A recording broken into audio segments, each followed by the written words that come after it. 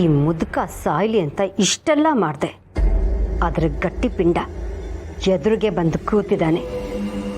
ನಾನು ಮಾಡಿದ್ದೆಲ್ಲ ನನ್ನ ಕುತ್ತಿಗೆ ಸುತ್ಕೊಳ್ಳೋ ಹಾಗೆ ಕಾಣಿಸ್ತಾ ಇದೆ.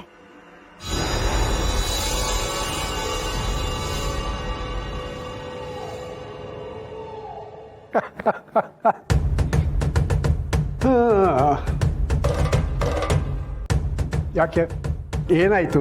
ನನ್ನ ನೋಡ್ತಾ ಇದ್ದ ಹಾಗೇನೆ ಒಳ್ಳೆ ಬೆದರ್ಗೊಂಬೆ ಥರ ನಿಂತಲ್ಲೇ ನಿಂತು ಬಿಟ್ಟಿಯಲ್ಲ. ಓಹೋ, ಈ ಮುದುಕ ಯಾಕಿನ್ನೂ ಸತ್ತಿಲ್ಲ ಅಂತ ಯೋಚನೆ ಮಾಡ್ತಿದೀಯಾ?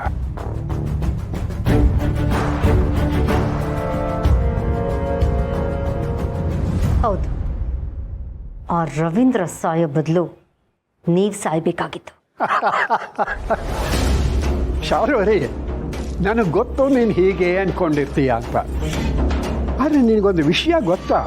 ಆ ದೇವರು ನನ್ನ ಆಯುಷನ್ನ ಇನ್ನೂ ಗಟ್ಟಿ ಮಾಡಿ ಕಳಿಸಿದ್ದಾನೆ. ಯಾತಕ್ಕೆ ಗೊತ್ತಾ? ನಿನ್ನಂಥ ಹುಳುಗಳನ್ನು ಹೊಸಗೆ ಹಾಕೋದಕ್ಕೆ, ನೀನು ಮಾಡಿರೋ ತಪ್ಪುಗಳಿಗೆ ತಕ್ಕ ಶಿಕ್ಷೆ ಕೊಡೋದಕ್ಕೆ. ಈ ಆಕ್ಸಿಡೆಂಟು ಗಲಾಟೆಗಳು ಇದರ ಮಧ್ಯೆ ನಿನ್ನನ್ನು ನಾನು ಮರ್ತೇ ಹೋಗಿದ್ದೀನಿ ಅಂತ ಅಂದ್ಕೊಂಡಿದ್ದೀಯಾ? ಸಾಧ್ಯನೇ ಇಲ್ಲ.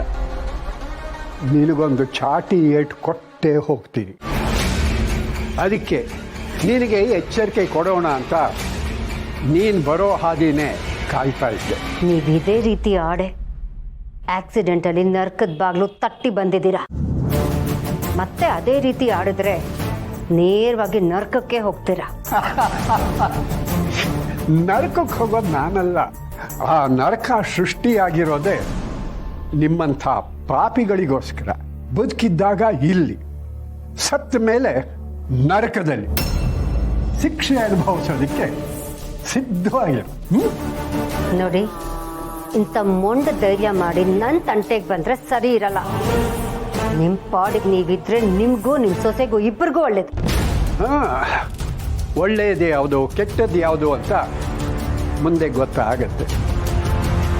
ಅಂದಹಾಗೆ ಈ ಆಕ್ಸಿಡೆಂಟ್ ಕೇಸ್ ಮುಗೀತಿದ್ದ ಹಾಗೆ ನೀನು ಮಾಡಿರೋ ಆಕ್ಸಿಡೆಂಟ್ ಕೇಸು ಓಪನ್ ಆಗುತ್ತೆ.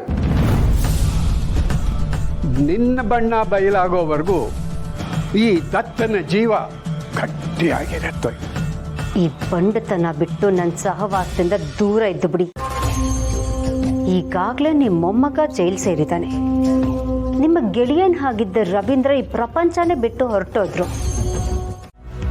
ಇದನ್ನು ತಂದ್ಕೊಟ್ಟಿದ್ದೀರಲ್ವಾ, ನನಗಷ್ಟೇ ಸಾಕು ಮಾವ.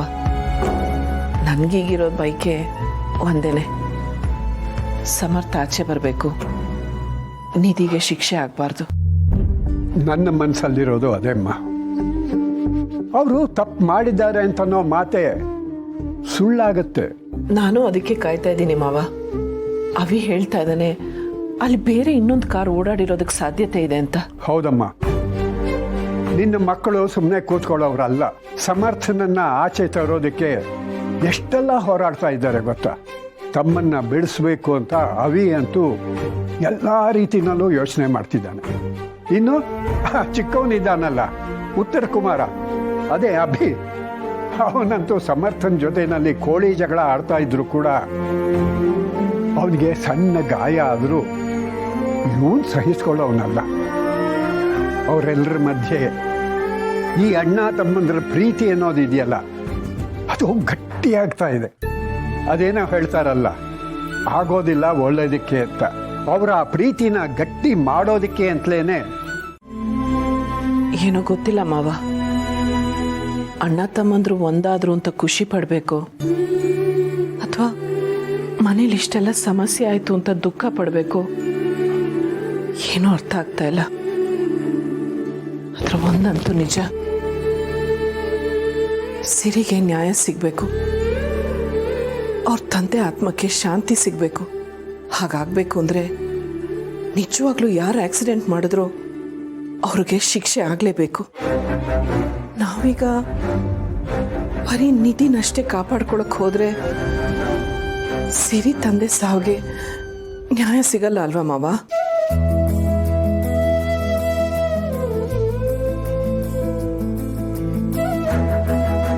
ನೀ ಏನು ಯೋಚನೆ ಮಾಡಬೇಡ ತುಳಸಿ. ಈ ಸತ್ಯ ಅಂತ ಅನ್ನೋದು ಬೆಂಕಿ ಉಂಡೆ ಇದ್ದ ಹಾಗೆ, ಅದನ್ನ ಬಚ್ಚಿಟ್ಕೊಳ್ಳೋಕ್ಕಾಗೋದಿಲ್ಲ. ಈ ಆಕ್ಸಿಡೆಂಟ್ ವಿಷಯದಲ್ಲಿ ಸತ್ಯ ಅನ್ನೋದು ಒಂದಲ್ಲ ಒಂದು ದಿವಸ ಹೊರಗೆ ಬಂದೇ ಬರಬೇಕು, ಬಂದೇ ಬರುತ್ತೆ ಕೂಡ. ಆದರೆ ತಪ್ಪು ಮಾಡಿದವರು ತಪ್ಪಿಗೆ ದೂರ ಉಳಿದಿದ್ದಾರೆ. ಅವ್ರು ಯಾರು ಅಂತ ಗೊತ್ತಾಗಿ ಅವ್ರಿಗೆ ಶಿಕ್ಷೆ ಆಗಬೇಕು, ಹಾಗೇ ಆಗತ್ತೆ ಕೂಡ. ಆದರೆ ಇದೆಲ್ಲದರ ಮಧ್ಯೆ ನಿನ್ನ ಬಗ್ಗೆನೋ ಕಾಳಜಿ ಇದ್ದೀರೋ, ಅದು ಅಷ್ಟೇ ಮುಖ್ಯ ತುಳಸಿ. ನೋಡು, ನಾವು ಈ ಸತ್ಯದ ದಾರಿನಲ್ಲಿ ಹೋಗುವಾಗ ಕಲ್ಲು ಮುಳ್ಳು ಇದೆಲ್ಲ ಇರುತ್ತೆ. ಅದನ್ನೆಲ್ಲ ದಾಟಿ ದಿಟ್ಟವಾಗಿ ಮುಂದೆ ಹೆಜ್ಜೆ ಇಡಬೇಕು. ಅದು ಮನುಷ್ಯತ್ವ ಅಂದರೆ. ಭಗವಂತ ಇದ್ದಾನೆ ಬಿಡು. ಸರಿ ಮಾವ, ನೀವು ಇನ್ನೊಂದು ಗಮನಿಸಿದ್ದೀರಾ? ಈ ಆಕ್ಸಿಡೆಂಟ್ ವಿಷಯ ಕೇಳ್ದಾಗ್ಲಿಂದ ಶಾರ್ವರಿ ನಡವಳಿಕೆಯಲ್ಲಿ ತುಂಬಾ ಬದಲಾವಣೆ ಕಾಣಿಸ್ತಾ ಇದೆ. ಹೌದು ತುಳಸಿ, ನಾನು ಗಮನಿಸಿದ್ದೀನಿ. ಆ ಶಾರ್ವರಿ ಬಣ್ಣ ಬಯಲಾಗೋದಕ್ಕೆ ಏನೇನು ಸಾಕ್ಷಿಗಳೆಲ್ಲ ಬೇಕೋ ಅದೆಲ್ಲ ನನ್ನ ಹತ್ರ ಇದೆ. ಅವಳ ಆಟಕ್ಕೂ ಒಂದು ಅಂತ್ಯ ಹಾಡಬೇಕು. ನೋಡು, ಯಾವುದಕ್ಕೂ ಅವಳ ಮೇಲೆ ಒಂದು ಕಣ್ಣಿಟ್ಟಿರು. ಉಳಿದು ಯೋಚನೆನೆಲ್ಲ ಈ ದತ್ತ ಮಾಡ್ತಾನೆ.